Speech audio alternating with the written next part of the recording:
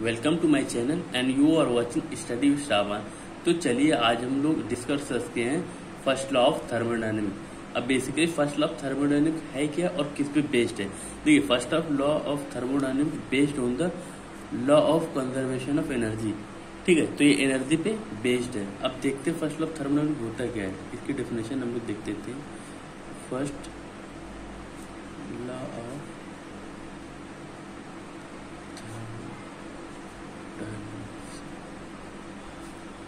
तो first law of thermodynamics basically energy का conservation इसमें शो करना है अपने को। क्या शो करना है? एनर्जी का कंजर्वेशन, यानी कि energy not destroyed not created, बस only change one form to another form. Basically इतना साफ जाती है कि एनर्जी कभी खत्म नहीं होती, ना एनर्जी को कभी डिस्ट्रॉयड कर सकते। क्यों? और इसको सिर्फ चेंज कर सकते हैं one form to another form. आइए इसकी डेफिनेशन देख लेते हैं। First law of thermodynamics, TD मतलब thermodynamic, based on law of conservation. Law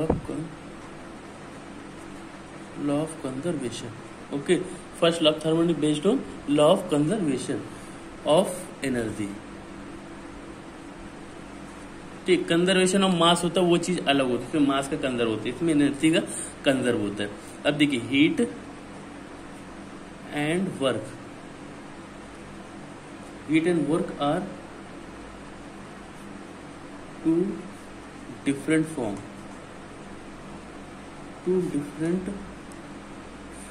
of same entity called energy, that which is always conserved। Okay, देखिए एनर्जी कभी डिस्ट्रॉयड नहीं होती, ना ही कभी इसको, मतलब कि इसका कहने का मतलब है एनर्जी को सिर्फ और सिर्फ वन फॉर्म से अनदर फॉर्म जनरेट कर सकते हैं, या इसको एनर्जी को ऐसे भी आप डिफाइन करते हैं, energy can neither be created not be destroyed but rather than it is converted one form to another form. मतलब समझिए, इसको वन फॉर्म से अनदर फॉर्म पे इसको कन्वर्ट। आइए देखते हैं हम लोग एग्जांपल पे। Delta Q equal to del W, okay, ये इसका एग्जांपल हो गया। अब इसको इंडेफिनिट फॉर्म में भी लिख सकते हैं। Del Q equal to close interval del W. ठीक है, अब ये क्या होता है? क्लोज सिस्टम के लिए होता है, ये क्लोज हो गया, ठीक, क्लोज सिस्टम के लिए हो गया। ठीक है, अब फर्स्ट लॉ ऑफ थर्मोडायनेमिक्स क्या कहता है? Energy always convert, energy always conserve रहती है। ठीक है, एनर्जी कैन बी क्रिएटेड और can be created and can not be destroyed, मतलब कैन बी डिस्ट्रॉयड, मतलब एनर्जी को डिस्ट्रॉयड भी नहीं कर सकते, rather it convert one form to another form. अब हम देखिए एग्जाम्पल में समझ सकते हैं इसको कैसे एक्सप्लेन कर सकते हैं। ठीक, देखिए हम जानते हैं वर्क इज पाथ फंक्शन। अब वर्क के बारे में तो हमको सारी डिटेल इंफॉर्मेशन है। सपोज हमने एक पीवी चार्ट ले लिया, ठीक है, एक पाथ ये फॉलो किया 1 से 2 के लिए, इस पाथ का नाम क्या दे दी? ए दे दिया। सेकेंड पाथ हमने क्या फॉलो किया? ये, जिसको दे दी बी। ठीक है, ये दो पाथ हो गए, हमने दो पाथ को फॉलो किया, जिसका फर्स्ट पाथ हो गया 1 से 1A2, दूसरा पाथ क्या होगा? 1B2। ठीक है, अब इसमें देखिए हम लोग जानते हैं कि work is a path function है, और इसका फॉर्म होता है क्या? बाउंड्री फिनोमिना भी होता है। वर्क के बारे में हम लोग ये सारी प्रॉपर्टी हमको पता थी। अब हम बात कर रहे हैं हीट की, कि हीट में क्या क्या प्रॉपर्टी। तो अब हमें हीट चेक करना है, तो हम इसको हीट को कैसे चेक करेंगे ये देखते हैं। डेल्टा क्यू 1A12, ये हो गया फर्स्ट इक्वेशन। देखिए 1 से 1A2 गए, इसको इक्वल टू वर्क क्या होगा? Del W equal to 1A2, ये वर्क हो गया, इक्वेशन फर्स्ट हो गई। अब सेकंड इक्वेशन में मांगते सेकंड पाथ। देखिए वर्क तो हमको पता है कि वर्क क्या? पाथ फंक्शन, बट हमको ये नहीं पता कि एनर्जी पाथ फंक्शन है या नहीं है, तो उसको इसीलिए हम लोग उसको लेटेस्ट कंसीडर मान लिया हमने ये एग्जाम्पल, उसके बिहाफ पे हम लोग चेक कर रहे हैं। ठीक है, सेकंड इक्वेशन देखते हैं। डेल क्यू इक्वल टू अब यह एक पाथ ले लीजिए 1b2 equal to del W 1b2। ठीक है, ये सेकेंड इक्वेशन हो गई। अब एक चीज गौर करिए, देखिए ये इक्वेशन और ये तो माइनस हो जाएंगी। ठीक है, del Q1A2 minus del work 1,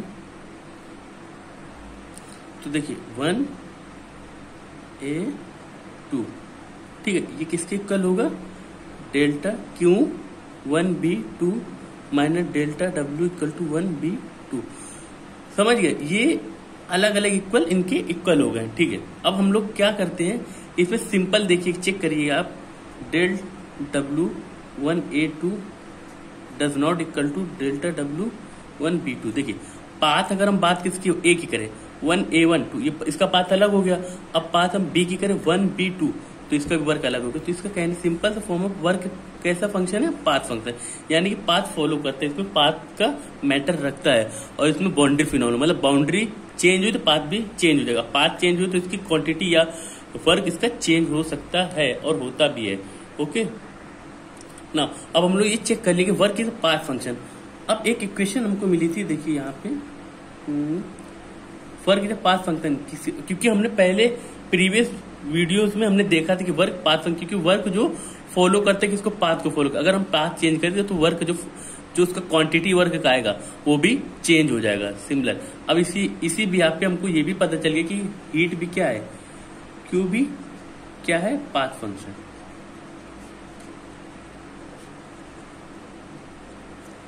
path function है। ठीक है, क्यू भी हमारा पाथ फंक्शन। क्यों? क्योंकि देखिए Q1A12 does not equal to Q delta Q 1B2। ये जो इक्वेशन आई थी अपनी, ठीक है, ये इक्वेशन से फॉलो होता है, मतलब पता चलता है कि हीट भी कैसी क्वांटिटी है, हीट भी कैसा फंक्शन है? Path function. क्योंकि हीट को भी पाथ फंक्शन अगर चेंज करोगे तो ये भी चेंज हो जाएगा। तो ये कौन सा फंक्शन हो गया? पाथ फंक्शन हो गया। तो देखिए del Q1A2 minus del W1A2। अब देखिए अगर ये चेंज हो रहे हैं तो इसका मतलब इट मस्ट बी प्रॉपर्टी। अगर ये दोनों देखिए चेंज हो रहे हैं, 1 delta Qa1A2 minus delta W1A2, इसका मतलब ये क्वांटिटी है, सॉरी प्रॉपर्टी हो गई है। अब प्रॉपर्टी हो गई तो इसका मतलब कौन सी प्रॉपर्टी हो गई? ये कौन सी प्रॉपर्टी? ये होगा एनर्जी। किसको, इसको क्या बोलते हैं? इट्स फॉर्म को क्या होगा? एनर्जी।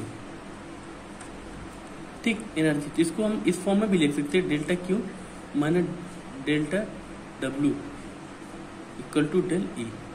ठीक है, तो इसको लिख सकते हैं सिंपल फॉर्म में, del Q minus del W equal to DE। I think ये आपको समझ में आ गया कि ये डेरिवेशन कहाँ से है। अब DE क्या है? D ये है डेल्टा Qa12 डेल्टा Q, ये क्या किसके फॉर्म में आ गई? ये एनर्जी। अब एनर्जी क्या? एनर्जी एक प्रॉपर्टी है। ठीक, एनर्जी क्या है? प्रॉपर्टी। ठीक, ये आई थिंक अब एनर्जी प्रॉपर्टी है। अब आप ये बनाए एनर्जी कैसी होती है? Extensive property, intensive property. इसको अगर चेक करना है कि एनर्जी कैसे फॉर्म में है, एक्सटेंसिव है कि इंटेंसिव है, तो आप इसके लिए प्रीवियस वीडियो को रेफर कर सकते हैं। ठीक है, अब हम एक फ्लो चार्ट बनाते हैं कि डेल्टा ई एक्चुअल में कौन कौन सी एनर्जी एग्जिस्ट करता है। देखिए डेल्टा ई टू टाइप्स के होते हैं। देखिए उसमें क्या होता है, एक में होता है स्टोरेड एनर्जी, स्टोरेड फॉर्म में होता है, ठीक, और एक में क्या होता है? ट्रांजिएंट फॉर्म में, ट्रांजिएंट फॉर्म ऑफ एनर्जी। ठीक, अब देखिए अगर स्टोरेज की बात करें तो इसमें देखिए टू टाइप्स के होते हैं, एक होता है माइक्रो, एक होता है मैक्रो, मतलब माइक्रोस्कोपिक या माइक्रोस्कोपिक, ये टू टाइप्स के। अब इसमें भी देख लीजिए कि माइक्रोस्कोपिक में एग्जांपल क्या आता है। इसमें क्या आता है? Internal energy. क्यों? क्योंकि बहुत छोटा है तो इसमें इंटरनल एनर्जी को अप्लाई करते हैं। इसमें क्या होता है? काइनेटिक एनर्जी भी होती है, ठीक, एंड पोटेंशियल एनर्जी भी होती है। ठीक है, ये क्या होगी? माइक्रोस्कोपिक। अब देखिए एनर्जी का स्टोरेज हो गया, ये स्टोर्ड फॉर्म में हो गई। अब ट्रांजिशन फॉर्म में हो गई एनर्जी, हमने बताया था ना ट्रांजिशन फॉर्म, और वर्क भी ट्रांजिशन फॉर्म, क्योंकि वर्क भी अब पाथ फंक्शन फॉलो करता है और एनर्जी भी पाथ फंक्शन फॉलो करता है। तो वर्क एंड हीट इसमें ये हो गए, ये कौन से ट्रांजिएंट फॉर्म हो गए। और ये कैसा होगा, माइक्रो एंड माइक्रो और मैक्रो फॉर्म, ये फॉर्म ऑफ एनर्जीज के हो गए। अब अगर हम टोटल इसको लिख लेते हैं तो देखिए किस फॉर्म में आएगा। अब अगर हम इस तीनों एनर्जी को एक इक्वल फॉर्म में लिख सकते हैं तो देखिए इसमें कौन सी इक्वेशन में डेल ई इक्वल टू क्या बनेगा, del kinetic energy plus del potential energy plus del U. यानी डेल यू क्या है, डेल यू इंटरनल एनर्जी। इस तीनों फॉर्म में आ गए अपने पास, ये एनर्जी को इस टाइप से लिख सकते हैं हम। अब यहाँ पे एक चीज आपने देखी होगी, डेल ई क्या है, डेल ई क्या है, डेल मतलब एनर्जी। अब एनर्जी किसका फंक्शन है, एनर्जी होता है सिर्फ एनर्जी में किसका फंक्शन होता है, टेम्परेचर का। टेम्परेचर यानी टेम्परेचर कौन से फॉर्म होगा, इंटरनल एनर्जी का। तो हमको इसको डी यू भी लिख सकते हैं, ठीक है। क्यों लिख सकते हैं मैंने बता दी कि एनर्जी किसका फंक्शन होता है, ओनली टेम्परेचर का। तो ये इसको इस टाइप से लिख सकते हैं। अब अगर हम इस इक्वेशन में नेग्लेक्ट कर दें, किसको नेग्लेक्ट कर दें, kinetic energy and potential energy को। हमने लेटेस्ट कंसीडर कर लिया कि हमने इनको नेग्लेक्ट कर दिया, तो हमारे पास जो फॉर्म आएगी वो फॉर्म आएगी फॉर क्लोज सिस्टम के लिए। क्यों क्लोज सिस्टम के लिए हमने इसको काइनेटिक एंड पोटेंशियल एनर्जी को नेग्लेक्ट कर दिया। तो हमारे पास जो फॉर्म हमको मिलेगी delta Q equal to delta U plus D Q. अब बात करते हैं डेल्टा क्यू को delta U plus delta Q इस क्लोज सिस्टम के लिए वैलिड है, सिर्फ और सिर्फ क्लोज सिस्टम के लिए। अगर ओपन सिस्टम की बात करें उसके लिए हम लोग फर्दर आगे जनरेट करेंगे जब हमको उसकी रिक्वायरमेंट होगी। ओके, अब लोग न्यू टॉपिक डिस्कस करते हैं, दैट इज एंट्रोपी। ओके, अब देखिए एंट्रोपी क्या होता है, U प्लस पीवी, ये एंट्रोपी हो गई। तो इसको इस फंक्शन को लिखते हैं H equal to U plus PV. अब देखिए ये U फंक्शन क्या है, इसको हम लोग क्या बोलते हैं, फ्लो वर्क। ओके, U क्या है, इंटरनल एनर्जी। अब H की बात करें, H क्या है, एक्सटेंसिव एनर्जी। अब किसी भी एक्सटेंसिव प्रॉपर्टी में अगर m से डिवाइड करते हैं तो हमारे पास कौन सी क्वांटिटी बन जाती है, इंटेंसिव प्रॉपर्टी।